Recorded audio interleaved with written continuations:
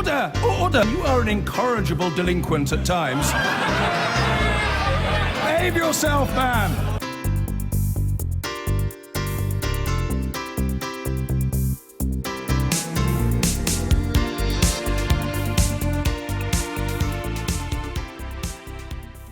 Meanwhile, David Cameron complaining about cuts by his local council. Yes, David, constituency MP for Witney, David Cameron, is also taking a stand against the government. It's just a shame that he's also, David Cameron, Prime Minister of the government. This is not unusual, though, because Margaret Thatcher used to be known as an opposition within her own government.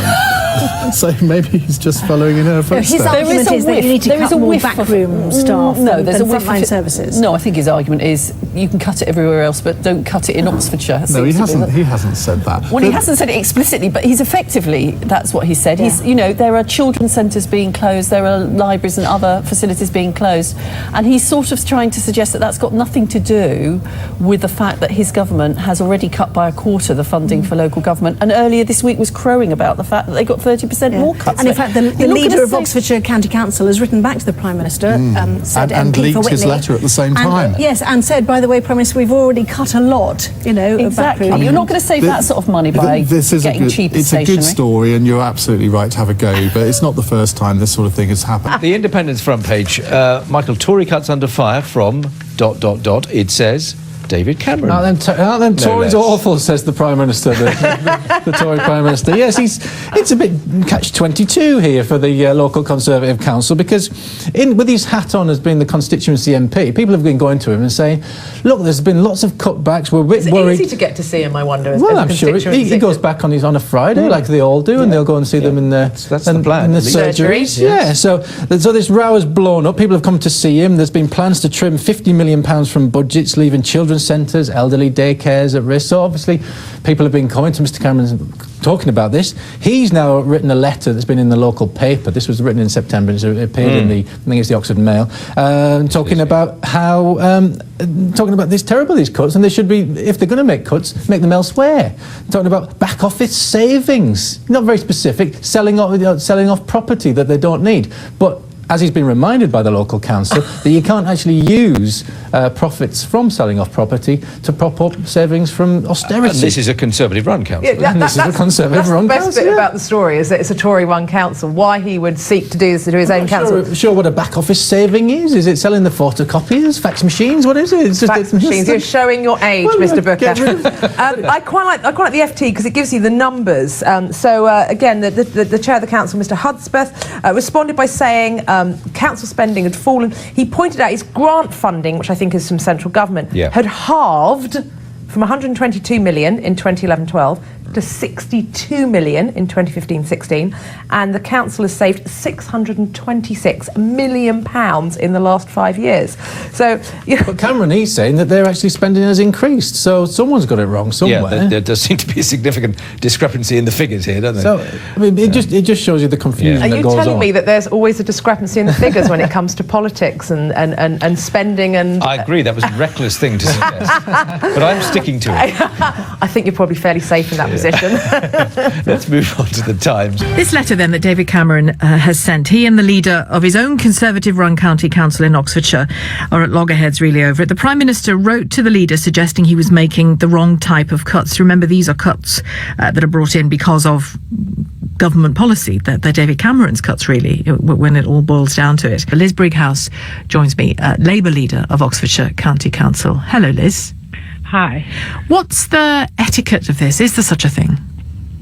Well, I think there is. I mean, in terms of obviously local MPs, if there's problems with their constituents, will write and will raise those concerns. I think the issue about this is that David Cameron has actually for some time been writing to campaigners who are campaigning against cuts, basically saying that it's Oxfordshire's fault. Now, clearly, his government has taken a line on austerity, which is to reduce dramatically public expenditure. And, of course, in doing that, that money that buys those services are going to be cut. Now, he said in his letter that spending had gone up. Well, I mean, I don't know. I quite understand why he said that. I mean, the things in his letter. I mean, our revenue support grant has actually fallen by 50%. It's fallen from 122 million in 2011-12 to 62 million in 2015-16. So that is clearly a 50% cut.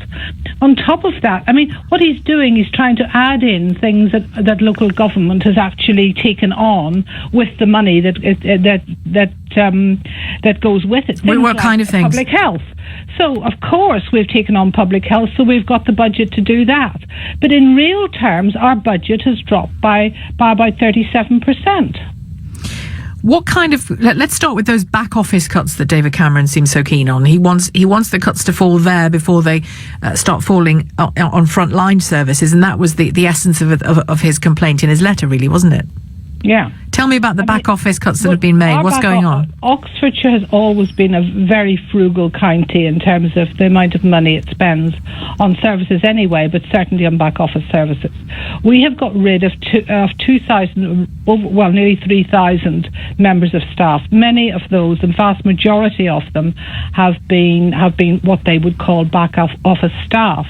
Many of them have been the sort of people that organise to get potholes filled in the road, that organise to get contractors out to paint double yellow lines.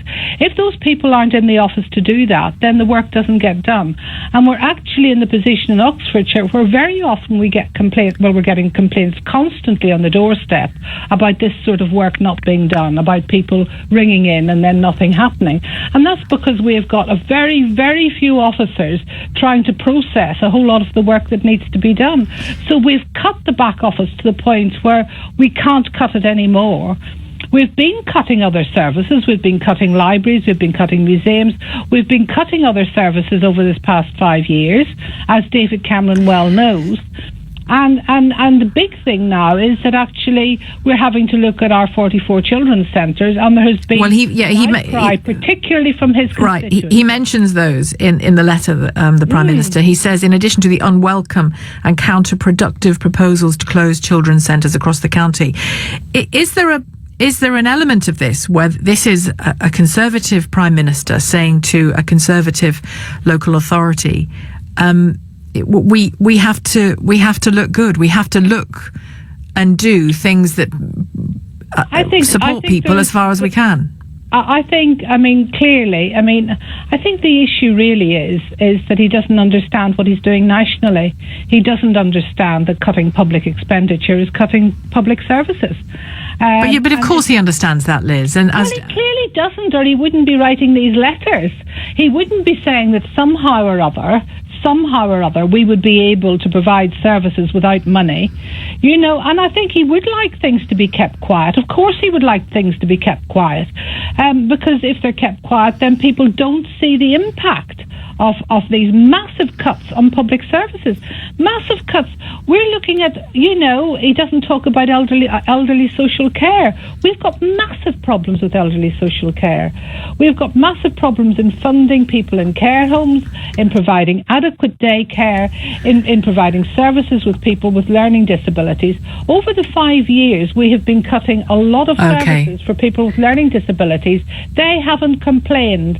And of course, David Cameron has not been interested in them. OK, Liz, thank you. Liz Brighouse, who's the Labour leader of Oxfordshire County Council. The letter from the Prime Minister went to the Conservative leader of Oxfordshire County Council, Ian Hudspeth. And in the letter, David Cameron, just briefly, a sense of it, it has the tone, I hope I'm not doing the Prime Minister a disservice here, but it has the tone of a kind of disappointed parent. I was disappointed at the long list of suggestions floated in the briefing, blah, blah, blah. And it said, I would have hoped Oxfordshire would be following the best practice of Conservative councils from across the country in making back office savings and protecting the front line. The fact of the matter is spending has actually increased in recent years, something Liz was explaining is not the case when it comes to their fundamental council spending. It was for extra add-ons that they were given responsibility for, and the funding for those things followed as well. So they're clearly arguing, not just Labour, but the Conservative leader himself in his letter argues as well that isn't the same as the annual grant that local authorities get. So there you have it. You have a Prime Minister sending a letter to a Conservative leader of Oxfordshire County Council. His constituency is in that county. What do you think of that? When all's said and done, they are his government's cuts. Why is he complaining to a local authority leader about the cuts that he's making, about the nature of the cuts that he's making? Do you think a Prime Minister should ever intervene like this?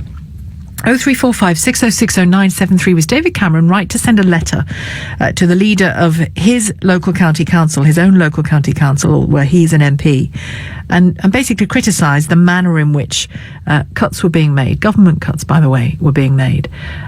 Was he right to do that? And is it ever possible, as he suggests in his letter, for cuts and cuts and cuts in back office roles, back office work?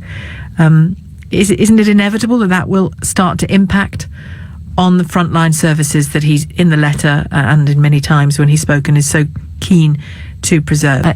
It'd be great to get a sense, particularly if you work in a local authority, but it would be great to get a sense of where those cuts are being made and where you're seeing them where you live. Joseph's call from West Byfleet. Hi, Joseph. Hello there, yes. But the reason why I phoned in was because I really don't know that either Osborne or Cameron really know the extent of the damage that is being caused by their cuts.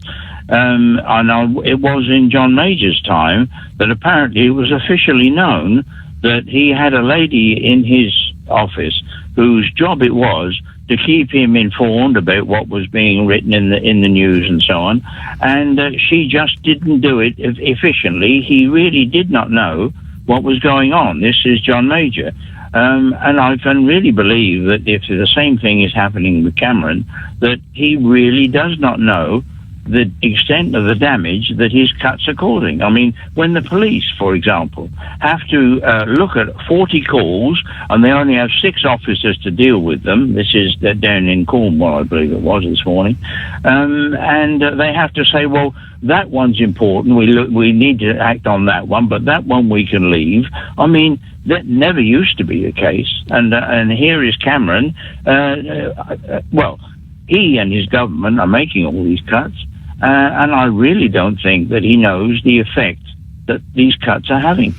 It's interesting what John Major, former Conservative Prime Minister, has said in the speech he's given. He talks about a shocking inequality, and he says that things need to be done to slow that gap and to close that gap between the rich and the poor.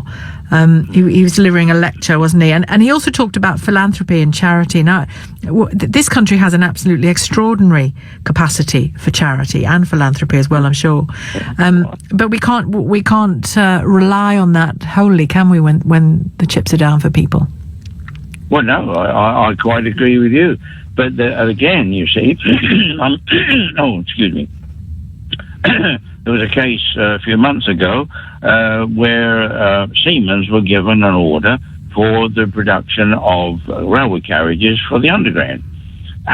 And Osborne said that it was cheaper to give it to them.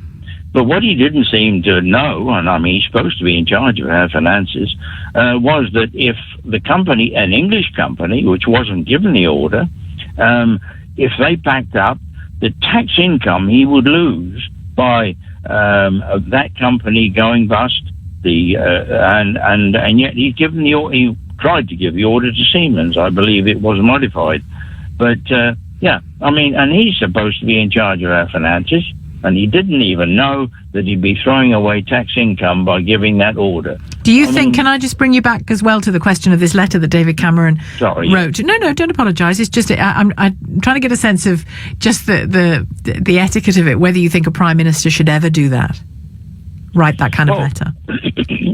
There again, you see, we have so much criticism of the money being paid by top people in councils.